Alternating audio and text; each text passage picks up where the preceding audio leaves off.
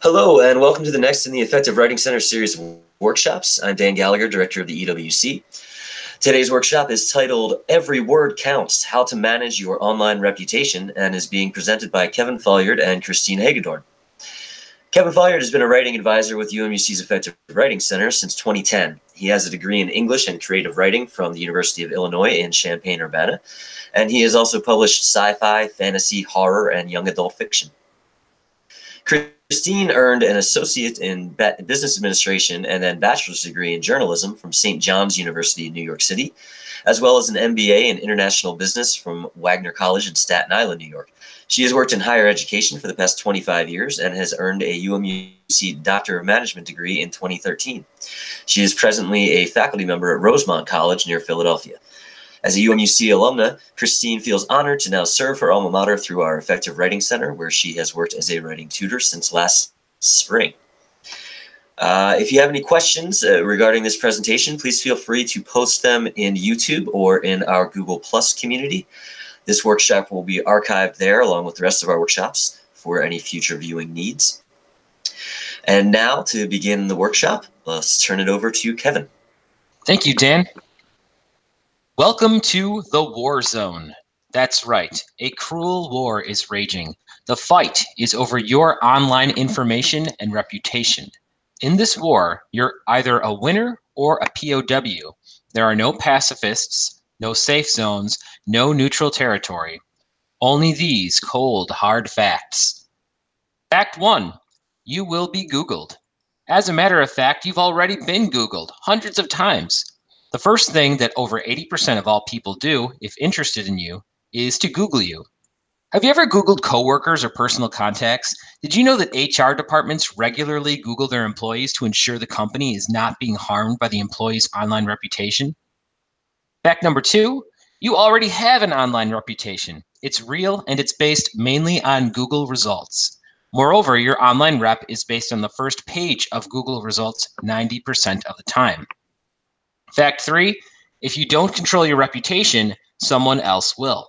In our digital world, the big data collection firms can scoop up your personal information in ways that may shock you. For example, information from in-store transactions made by credit card at your local supermarket and pharmacy. That's right, they know what you eat and what ails you. Of course, the price of any free app is a constant stream of your personal information. Any social media site is fair game. You may not be a member, but sites like Facebook collect information on you when you are just mentioned, even if you aren't a member. Then there's the personal info about any product you've ordered online or provided on any web form, product warranty form, frequent shopper card, or bank form. In other words, anything about you that is transmitted or stored in digital format can be collected. Therefore, it's no surprise that every US consumer has at least 3,000 pieces of information compiled on them by the big commercial data collection agencies who know more about you than Google. Fact number 4, your reputation will fall somewhere on the continuum of negative, neutral, or positive. You will either be a negative Nathan, whose first page of Google results offers up racy Instagram photos, offensive tweets, and party-hardy Facebook updates, an irrelevant Irene, who pretty much doesn't exist. All the Google results for her are about someone else with her common name. But here's All-Star Anna, whose first page of Google results back up her qualifications and show her competence and achievements. If you're looking to maintain or get ahead in today's world of social media, only one of those three is an acceptable alternative. Welcome to the online world. There are two sides of this world, the dark and the light. Let's look at the dark side first. Have you ever heard of addresses.com, archives.com, beenverified.com, Intellius, PQ, People, Lookup, PeopleSmart, Public Records Now, Private Eye, Spokeo, Truth Finder, USA People Search.com, USS Search, Zaba Search? Well, that's okay. They've heard of you. They're part of a vast network of data brokers. You could go there right now, and for 15 bucks, they give us not just your email address and phone numbers, but shockingly personal information. Have you ever had a traffic ticket, been involved in a legal action, filed for bankruptcy or divorce? Do you own or rent? We have your last 5 home addresses. Why do you move around so much? We'll also find any background reports done on you, lots of photos and more, including any misdemeanor or felony charge, and defaults on credit cards or store accounts. But wait, did we mention free sites that draw their info from the ones above? Anyhoo, Dexnose, Email Finder, Free Phone Tracer, Look Up Anyone, Phone Book, Public Records, Spock, Switchboard, the Public Records, Top People Finder, Yasny. If by now you're thinking anonymity is dead, you would be correct. But we have some good news and some bad news. Christine, what's the good news? Well, Kevin, the good news is that someone is on your side in this info war. Sites like deleteme.com, reputationdefender.com, internetreputation.com, they will, for a decent price, delete you from those databases and give you a fresh start. Terrific. If you've had a problem in the past, these folks can usually take care of it. Now for the bad news. What about that first page of Google results? This is where your job is to get good at making appear on that first page only what you want to appear about you. Remember, more than 80% of people who know you or supervise you will Google you. And that comes from Susan P. Joyce, who teaches this topic at MIT and owns her own company to help you. So let's talk strategy. Remember All-Star Anna? The trick she had learned was to make it her goal to take control over, to dominate that first page of Google results. Here are 2 companies that offer you free step-by-step instructions on how to do just that. Or you can pay them to do it, your choice. Regardless of your choice, the goal is the same: to be proactive in getting out positive information about yourself. Kevin, why don't you give us some tips for getting proactive? Sounds good. Here's how to dominate that first page of Google results. Have a first-class LinkedIn profile. It is the most important social media site for any professional, hands down. If you aren't represented well on LinkedIn, you just aren't playing in the same league as the rest of America's professional working class. There will be an entire Google Hangout devoted to LinkedIn in April, but here are a few items to get you started: tutorials and LinkedIn books and websites. Next, get online with a blog. Register your own domain and get started with an online resume full of strong recommendations, examples of your best work, and professional photographs.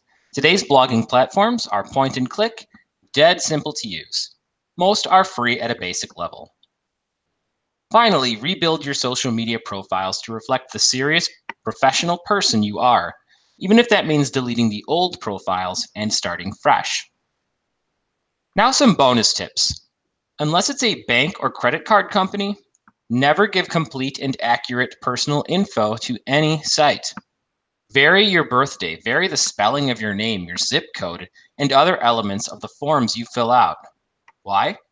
Scrambling the info prevents any of the guys from the dark side, the data brokers, from connecting your many dots and building back your profile for their nefarious purposes. You want to avoid having your credit cards become a part of this select group. This is a page from the deep web, also called the dark web, where a lot of illegal stuff goes on. On this page, you're seeing a company conduct an eBay-style auction of stolen credit cards, selling them in bulk to the highest bidder. Why aren't these criminals using the cards themselves? Because this criminal underworld is a huge multi-tiered industry. These sellers are just one level of a highly organized enterprise. The next buyer will have the infrastructure and contacts to make fraudulent purchases with the credit cards, then resell the purchases to another level as a means of laundering the money. Today, we are up against a highly sophisticated, worldwide cyber syndicate, and credit cards are just one area of specialization. This slide shows a larger view of this criminal cyber syndicate that includes the big hacks you've heard about: Target, Ashley Madison, government agencies like the Office of Personnel Management, and financial institutions like the Bangladesh Bank. However, don't become complacent as an individual. Individual victims also contribute to these numbers. What can you do? Christine, got any ideas? Well, yes, Kevin, I do. I think the best solution is security through obscurity. You want all of the parts of your digital footprint, the parts data brokers and cyber criminals take advantage of, to be as small and faint as possible. Here are some examples. Look at this victim in waiting's Facebook page. This is low-hanging fruit for the cyber criminal. An actual license plate number, a middle initial, authentic birth date, city and state, even the name of her pet and her mother's name to help the criminal answer security questions. This is also a phone banker's dream come true. A phone banker is a type of cyber criminal who calls financial institutions and uses your information to conduct phony transactions. In this case, the cyber criminal doesn't have to steal the information. It's public. The cyber criminal could also use this personal information to send you a very authentic looking email request. Once you click on it, you're John Podesta. This is what Sonia's profile should look like. Security through obscurity. Mask the license plate number. Delete middle initial. Remove key personal details like birth date, place of residence. And let's not give out our pet's or mother's name. This is a protected profile. Now here is Sonia on Twitter, just as exposed. She shares specific flight information, dates, and times. This lets the cybercriminal know that she's out of touch through normal channels during this time, giving the criminal a window of opportunity to impersonate you. The criminal can also target the vulnerable elderly of your family, sending them a malicious email supposedly from you, telling about the details of your trip, and sending them to a malicious website to see your trip pictures. In other words, the non-tech savvy become the true targets. The criminal could even set them up for the ultimate hack from cyber criminals, the CryptoLogger virus.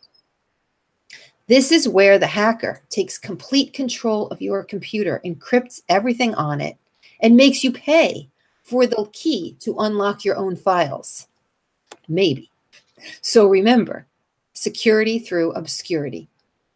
And buy one of the cheap backup programs that automatically back up your files at a certain time every day. Also, turn your computer off or at least disconnect it from the internet when you aren't using it for long periods. The next tip, maintain separate user and admin accounts on your computer. One thing that makes it easier than it should be for cyber criminals to hijack our computers is the administrator account. On home computers, the user are typically set up as an administrator. Most users spend their day logged into their personal computers as administrator, which provides the access that hackers need. To limit the risk of being hijacked, only use the admin account when you are purposely going to install new software. Otherwise, be logged in as just a user. At a bare minimum, you must have an active antivirus app on your device. And finally, it is not an urban myth. It is true that webcams can be accessed and watched by people with bad intent without turning the light on, without you knowing. Thank you so much for all that information, Christine. So at this point, you may be asking yourself, is it even safe to go on the internet, much less publish my writing there? Throughout the presentation, we've tried to make this one point clear. On today's internet, you must take active measures to protect your privacy and your brand. The more passive you are, the more others will take advantage of you. We hope that we've shared some tools to get you started in what must be an ongoing effort. Thanks everyone for attending, and at this time we'd be happy to take any questions. Dan? Looks like we are clear on questions at the moment, Kevin. I'll reiterate what I said at the start. If you are viewing this video, feel free to comment in YouTube or in our Google Plus community with any questions you might have. This is our last workshop of 2018. We will be back on January 17th, Thursday at 7 p.m. with I Have a Dream Today, The Power of Parallelism. That'll be Kevin back at it along with Leanne. So we hope to see you then, and thank you for watching. Thanks, everyone. Thank you.